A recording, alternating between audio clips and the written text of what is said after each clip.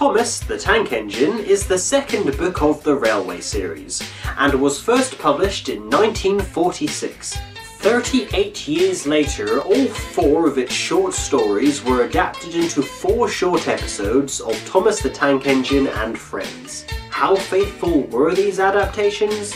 Let's see if we can spot the differences. The stories were written by the series creator, the Reverend Wilbert Awdry, based on the tales of talking steam engines he had told to his son a few years before getting them published. The illustrations were drawn by Reginald Payne, whose work was of a far higher quality than William Middleton's, the illustrator of the previous book. Sadly, Payne's involvement with the now worldwide phenomena did not advance past the second book, due to the artist suffering a nervous breakdown, making him unable to work on the third installment of the Railway series. Thus, Reginald C. Dalby took over. Practically no further information is known about the life of Payne, prior or past Thomas the Tank Engine, and his legacy was brushed out further when Dalby was told to redraw Payne's artwork, as he had done with Middleton's. Thomas is a tank engine who lives at a big station on the island of Sodor. The book's first story, Thomas and Gordon, was produced as the first ever episode of Thomas and Friends in October of 1984, not counting the test pilot. But the original story was actually the 5th written in the Railway series history. Wake up, lazy bones! Do some hard work for a change. You can't catch me! The 4th illustration of the book shows a big engine at the back of the shed laughing at the fact that Thomas has overslept. Although the engine is very likely Gordon, it could possibly be Henry, as he was painted blue at the end of the first book. In the episode, Gordon is waiting outside the station and there are no other engines at Tidmouth Sheds besides Thomas, though there may be one behind the one closed door. A short sequence missing from the episode is Thomas collecting the coaches, who criticise him for being late. The coaches were very impatient. Come on, hurry up, we'll be late. Thomas gave them a rude bump. Thomas has his cross face on when he is cheeky to Gordon at the station, whereas in the illustration, Thomas clearly has a mischievous expression on his face. Hurry up, you! Hurry up yourself! Also, in the book, the steam engines whistle to each other before Gordon starts to pull his express. Speaking of the express, Gordon's train is diminished in the episode from 8 coaches to 3. The express coaches are also orange in the book. In the TV series, orange or red coaches are associated with branch line trains. Well, little Thomas, now you know what hard work means, don't you, Henry was ill. The men worked hard, but he didn't get better.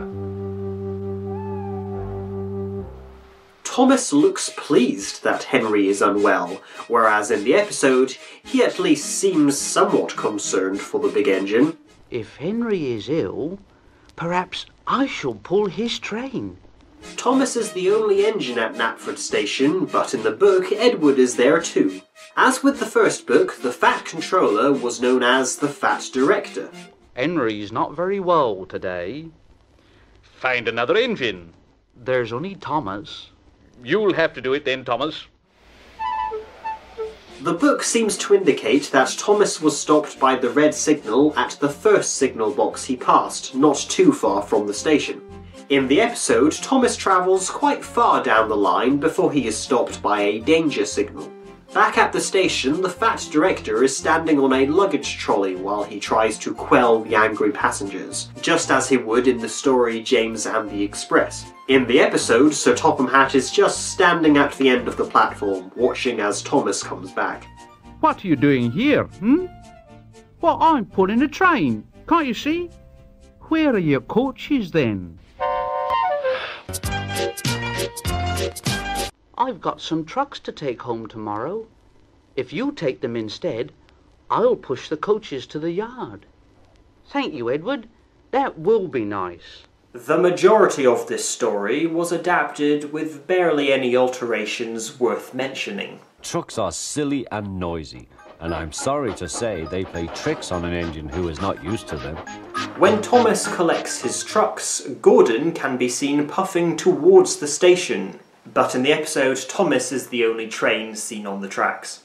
In the illustrations, the troublesome trucks are a variety of different colours, whereas in the television series, they are all always a brownish grey, or if you prefer, a greyish brown. He began to put on the brakes. We're stopping! We're stopping! No, no, no, no, no, no, no, no, no, no, no. Answered the trucks bumping into each other. Go on, go on, go on, go on. Before the driver could stop them, they had pushed Thomas down the hill. After Thomas and his trucks rush through Maron Station, they swerve into a siding where the tank engine manages to slow down enough without crashing into the buffers. In the book, Thomas has arrived at the end of the line instead. Also, the narration in both sources state that Thomas stops just in front of the buffers, but in the episode, although his speed was declining, Thomas was definitely brought to a halt by the buffers. Why did you come so fast? Well, I didn't mean to. I was pushed. Pushed? Haven't you pulled trucks before? No. Then you've a lot to learn about trucks, little Thomas. They're silly things and must be kept in their place. After pushing them about here for a few weeks, you'll know almost as much about them as Edward. Then you'll be a really useful engine. The episode starts with Sir Topham Hatt giving Thomas advice. He should do his best, but be careful of the troublesome trucks. In the book, the fat director only says hello to Thomas on his way to the station. Before he is even told what it is, Thomas is told that he mustn't touch the breakdown train. He is not given this warning in the episode. On the siding, by themselves, were some trucks that Thomas was told he mustn't touch. This story introduces James the Red Engine, except in the original story he was black.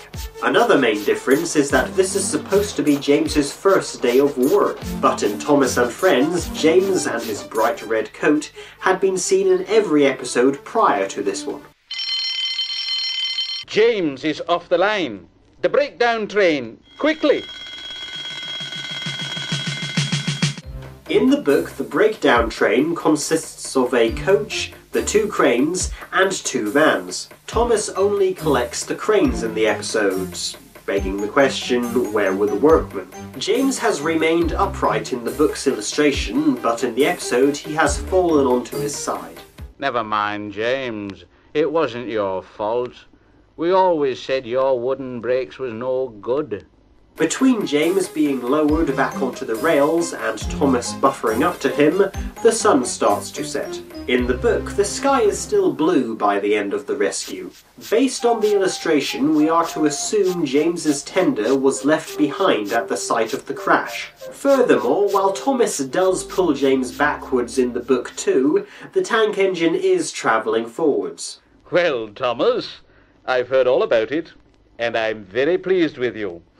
You're a really useful engine. James shall have some proper brakes and a new coat of paint, and you shall have a branch line all to yourself. Oh, sir, thank you, said Thomas. Although it is mentioned Thomas now has 2 coaches of his own, Annie and Clarabelle were not named. Edward is shown chatting to Thomas at the end of the story. In the episode, it is Henry. Bother those trucks and their tricks. I only hope poor James isn't hurt. Cheerio!